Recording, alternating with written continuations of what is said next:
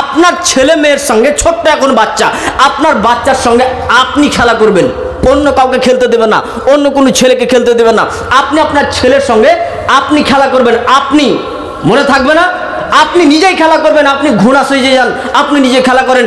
মাঝে মাঝে আপনি ক্রিকেট খেলেন, ভলিবল খেলেন, মাঝে মাঝে আপনার ছেলেকে নিয়ে সাঁতার কাটতে নিয়ে যান, সাঁতার কাটেন। আপনি আপনার সন্তানকে সময় দেন, নচেত সন্তান আপনার বিরোধিতা দাঁড়িয়ে যাবে। একজন উকিলের কাছে একজন বিচার নিয়ে গেছে, দিয়ে বলছেন, জজ সাহেব, আমার ছোট্ট এই ছেলেটা সব সময় মোবাইল ফোন দেখে। আমি আপনার কাছে বিচার দিচ্ছি, আমার ছেলের হাত থেকে, আমার বাচ্চার হাত থেকে মোবাইল ফোন কিভাবে সরাতে হবে। আপনি আমার ছেলের উপরে কিছু জরিমানা করেন, যে সে এত বছর মোবাইল হাত দেবে না।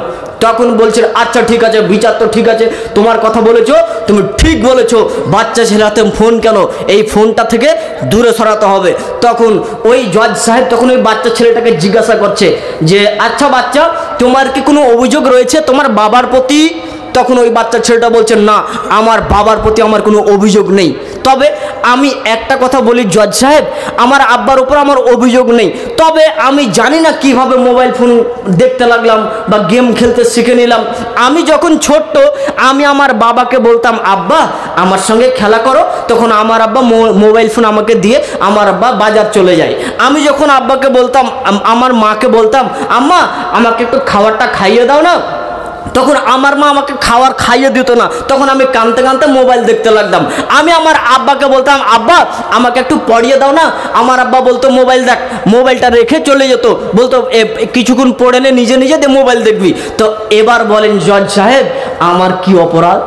তখন জজ সাহেব বলছেন, তোর বাবারই আগে অপরাধ, তোর বাবাকে আজ থেকে 1 বছর সে মোবাইল হাত দিতে পারবে। মানে তার বাবাই ওকে ফোন দিয়েছে, এখন বাচ্চাটা কান্না করছে, দিয়ে দিল মোবাইল। এখন ওই ছেলেটা এখন বলছে, আব্বা আমার সঙ্গে খেলা করো, মোবাইল দিয়ে দিল। তাহলে আপনি দেবেন কেন? মোবাইল ফোন সব সময় আপনার বাচ্চার কাছ থেকে আপনি দূরে সরিয়ে রাখবেন। সময় তো দিনই ভাই বলছিলাম, আপনি আপনার সন্তান যখন 7 বছর হয়ে যাবে, খুব তাড়াতাড়ি আপনাকে বলছি, সন্তান যখন আপনার 7 বছর পৌঁছে গেছে, 7 বছরের আগে পর্যন্ত এতটুকু হলো, কিভাবে তাকে বড় করবেন, খবরদার।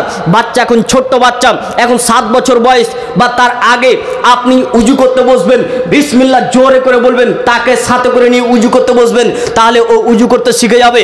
উজুর শেষেরটা জোরে করে দোয়াটা বলবেন, তাহলে আপনার বাচ্চাটা ওই দোয়াটা শিখে যাবে। আপনি ফসল দেখতে গেছেন, বাচ্চাটা কোলে রয়েছে, ফসলটা দেখতে গিয়ে বলবেন মাশাআল্লাহ, ওই বাচ্চাটা শিখে যাবে। আপনি আপনার ছোট বাচ্চাকে বলবেন, আব্বু সালাম দাও, সালাম দাও, এইভাবে সালাম দেওয়ার শিক্ষা দেবেন। আউযুবিল্লাহ, বিসমিল্লাহ, শয়তান কাকে বলে, আপনি আল্লাহ কাকে বলে, এইভাবে বিভিন্ন আপনি পরিচয় দেবেন। দেখবেন আপনার ছেলেটা মাদ্রাসাতে ভর্তি হওয়ার আগেই অর্ধেক আলেম হয়ে বসে আছে। আমরা নিজেই জানি না, আমরা শিক্ষা দিতে জানি না, তো কীভাবে হবে আমাদের আদর্শ পরিবার? আদর্শ পরিবার তৈরি করতে গেলে আপনাকে একটু সজাগ থাকতে হবে। মুরব্বি সাহেব, বাচ্চার এখন 7 বছর বয়স, আল্লাহ রাসূল বলছেন, মুরু আওলাদাকুম বিসসালাত, তোমাদের বাচ্চাদেরকে, তোমাদের সন্তানদেরকে তোমরা সলাতের আদেশ করো, সলাতের আদেশ করো, তাদেরকে সলাতের কথা বলো, নামাজের জন্য তাদেরকে ডাকো যখন তাদের বয়স হয়ে যাবে 7 বছর। এবার আপনার সজাগ হতে হবে। এবার 7 বছর বয়স, এবার আপনি আপনার ছেলেকে বলবেন, হবিবুর বেটা, আব্বু চলো নামাজ পড়তে চলো, আঙুলটা ধরে মসজিদে নিয়ে যাবেন। মসজিদে বাচ্চা ছেলে যদি 7 বছরের বাচ্চা যদি ক্যাচার ম্যাচার যদি করে, খবরদার আপনারা বিরক্ত হবেন না, ওরা বাচ্চা ছেলে, ওরা হবেই। তবে 7 বছরের আগের বাচ্চাকে যদি আপনি নিয়ে যান, আর যদি খুব ক্যাচার ম্যাচার করে, তাহলে এই সব বাচ্চাকে নিয়ে যাবেন না।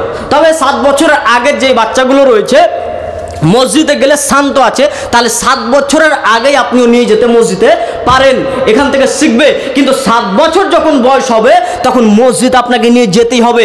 এখন মসজিদে চিল্লালেও আপনার কোনো সমস্যা নেই, কারণ আল্লাহ নবী যখন সাজদাতে যেতেন, তখন হাসান হুসেন এইভাবে চড়ে বসে যেতেন। তার মানে আমি বলতে চাচ্ছিলাম, 7 বছরের আগে বাচ্চা যদি ক্যাচার ম্যাচার খুবই বিরক্ত করে, তাহলে ওটাকে বাড়তেই রাখুন। আর যখন 7 বছর বয়স হয়ে যাবে, এবার আপনি ওকে নিয়ে যান মসজিদে। এখন বাধ্যতামূলক আপনাকে মসজিদে নিয়ে যেতে হবে। বাচ্চা ছেলেকে বাধ্যতামূলক আপনি সে মসজিদে নিয়ে যাবেন। বাচ্চা ছেলে সেখান থেকে নামাজের দিকে এগিয়ে আসবে।